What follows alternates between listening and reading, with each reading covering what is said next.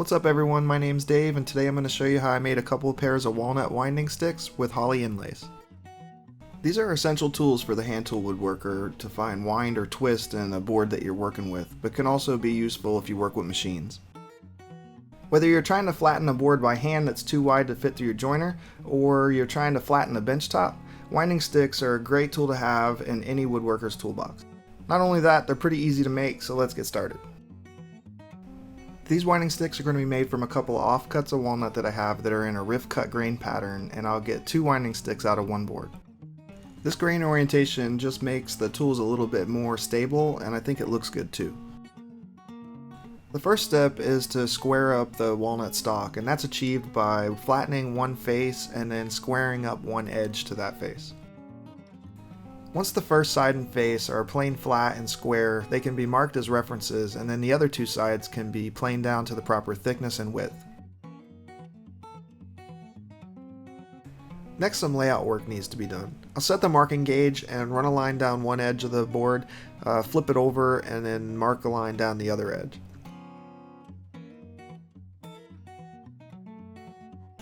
Then I can clamp the board in my vise and use a straight edge, or my square in this case, to connect the 2 lines. Recently I cleaned up and cut new teeth into this small distant panel saw to be able to use on tenons or half laps that were just too deep to use a back saw, and I thought ripping this walnut down to size for the 2 winding sticks would be the perfect job for it. To make this long rip cut as accurate as possible, I'll get the saw started and then angle the board away from me so I get a good look at the vertical line and the line going down the end grain. I'll saw down a little ways, flip the board over, angle it away from me again, and saw down a little more. I'll keep flip-flopping the board back and forth like that until I get down to the end. I picked up this technique by watching one of Paul Seller's videos where he made his winding sticks, and it really does work and keeps the cut really nice and straight the whole way down. Of course, you could just use a bandsaw and make this cut in just a couple of seconds, but what fun is that? Once the cuts are made, it's time to flatten the sawn faces with a long joiner plane. The sticks can be a little hard to manage and clamp up between the bench dogs when they're cut at an angle like this, so I stacked one on top of the other like shown. If I were making more than a couple of pairs, I probably would have used a sticking board or made some type of jig to hold them. Once both boards are plain smooth, I'll flip them over and place them back the way they were before they were sawn apart, just to make sure there are no gaps and everything's nice and straight. Once the faces of the winding sticks are in good shape, I can take them over the shooting board and clean up the ends. The goal is just to clean up the end grain and make sure I don't take more material off one stick than I do the other. The winding sticks are going to have a holly inlay marking out the center to make it easy to reference the sticks on a workpiece when in use. To make the inlays, I'll start by finding center on the winding stick and then marking up about a ½ inch. I'll clamp the stick down to the workbench using a holdfast and drill a 1/4 inch hole that will accept a dowel made of holly. Now it's time to start focusing on the dowels.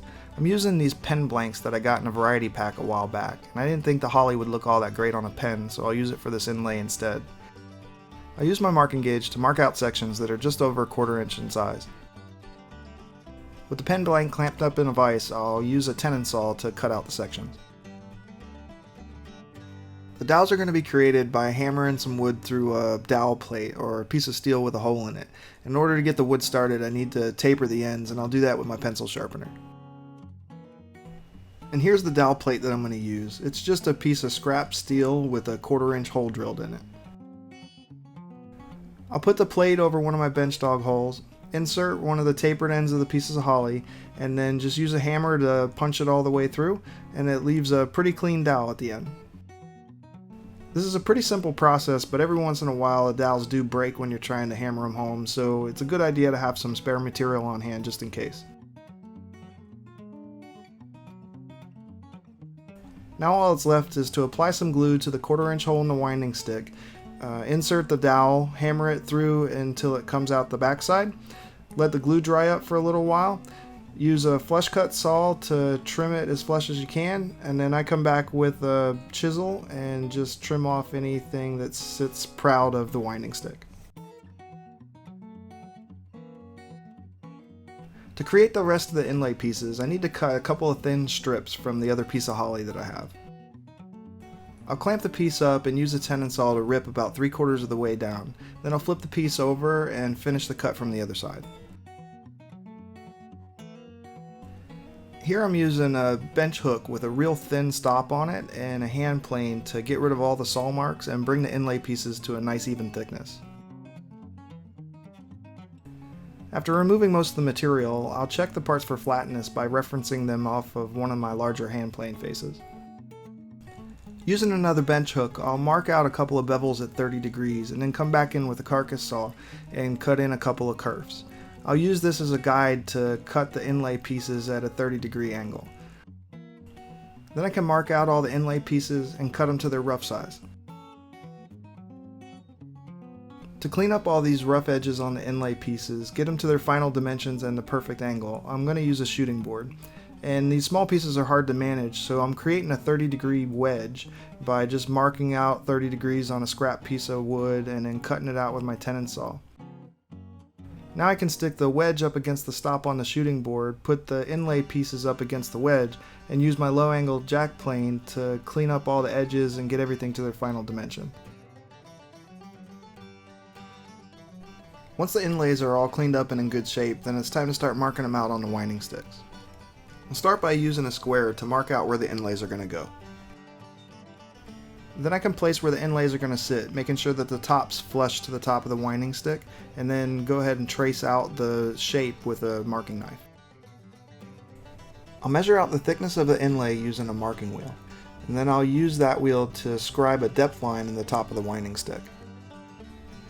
Earlier when I traced out the inlays with the marking knife, I used a really light touch and just left a really faint line. I need to deepen those lines now with a chisel. To do this, I'll register my chisel into the faint lines left by the marking knife, and then just press down with my body weight. I'll clamp the winding sticks down to the workbench, and then I'll use a chisel just to pare away material up to the lines. Once I've created a good shoulder line on all three sides, I can be a little less careful. I'll use a mallet and chisel to chop away most of the waste and then pare away what I can. To be a little more precise, I'll grab a small router plane and work my way down to the scribe line on the top of the stick. Then it's back to the chisel to clean up all the crumbs and little splinters left on the inside corners. I'll do a quick test fit with the inlay to make sure there are no gaps. Now I'm ready to install the inlays. I'll apply some glue to the cavity and making sure to hit all three sides or the shoulder of the mortise, and then I can install the inlays. Clamps would be difficult to use here because of the angles of the winding stick, so I'm just going to use some blue painter's tape. I'll make a few wraps pulling the tape really tight along the way. I'll make sure there's no gaps from the inlay to the stick, and then let these set up for a while. Once the glue's had a few hours to dry, the tape can be removed and the parts can be inspected. The next part of the process is the most satisfying one for me. It's to take and use a hand plane to make the inlays flush with the rest of the winding stick. I'll work down both inlays and then go across the whole stick to make sure I have a good smooth surface. Once the face is nice, smooth, and even, I'll turn my attention to the top.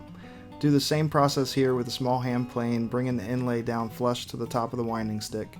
And then I'll go over both sticks at the same time with a number 5, or you could use a larger, like number 7 joiner plane, just to make sure that they're straight and even all the way across. To make sure both winding sticks are the same height all the way across and that they don't taper from one end to the other, I'll flip one winding stick over and put them back together the way that I saw them apart. I'll stick them on my workbench and then check the height from one end to the other. Here I'm using a block plane to create a chamfer and get rid of most of the sharp edges. To create the chamfer on the ends, I'm just using a piece of 220 grit sticky back paper on a scrap block of wood. To finish up these winding sticks and really make the walnut pop, I'm going to use a couple of coats of a wiping varnish made up of boiled linseed oil and wipe-on polyurethane. After the finish has had some time to dry, the winding sticks are done and ready to use. This was a really fun and easy to make hand tool woodworking project, and I really like how the dark walnut contrasts with the white holly inlays.